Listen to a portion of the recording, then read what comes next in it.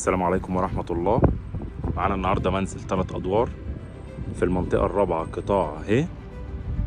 ما شاء الله المنزل فيه بلكونات إضافية خرسانة على الواجهة الأمامية والواجهة الجانبية. المنزل زي ما احنا شايفين 3 أدوار، ناصية صريحة، شارع عمومي، شارع رئيسي، أول نمرة على الطريق الرئيسي ومن المواصلات. طبعا ده سنتر تجاري، نادي أو ملعب خماسي. المواصلات زي ما احنا شايفين على الطريق مباشر. المنزل غير مجروح نهائي ما شاء الله، بالكامل خالص، مباني وداخلي بالكامل، محارة وكهرباء. واقف على تشطيب الواجهة الخارجية. ده حوض زرع أمام المنزل، حوض زرع بجوار المنزل. ما شاء الله حاجة جميلة جدا جدا جدا. زي ما احنا شايفين كده المنزل أمامه حق انتفاع خالص، مباني بالكامل. المنزل من الداخل نص تشطيب.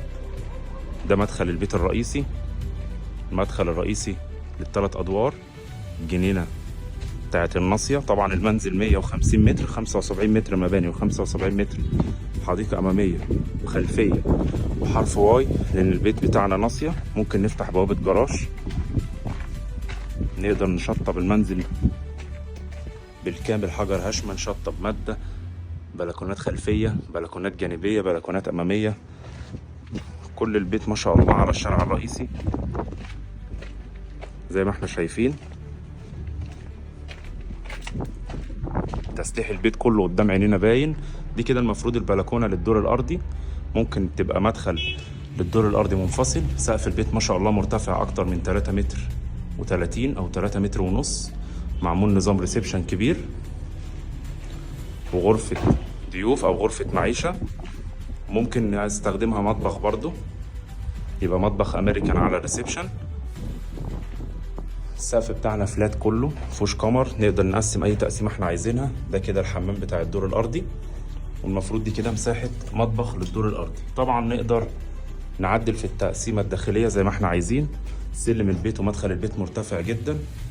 دي بتبقى حاجة مميزة بالنسبة لأي بيت ابن بيتك، إن المدخل يكون مرتفع. ما شاء الله زي ما احنا شايفين شغل البيت كله جديد.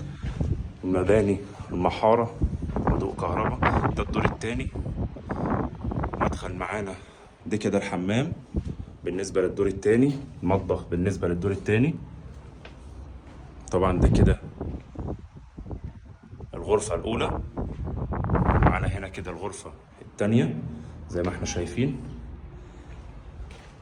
ما شاء الله. ده كده الريسبشن بتاعنا، جميل جدا، في بلكونتين تهوية وشباك كبير. المنزل ما شاء الله مش مجروح من أي اتجاه. طبعا ده رصيف المنزل كله بالكامل، نقدر نستخدمه باركن أو حديقة.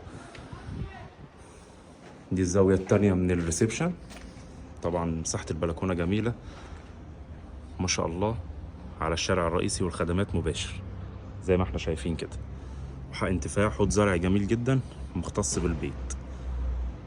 المنزل 3 أدوار، ناصية صريحة، 150 متر، خالص أقساط، خالص ال3 مراحل بالنسبة للجهاز. واقف على التشطيب الداخلي والتشطيب الخارجي بالنسبة للواجهات.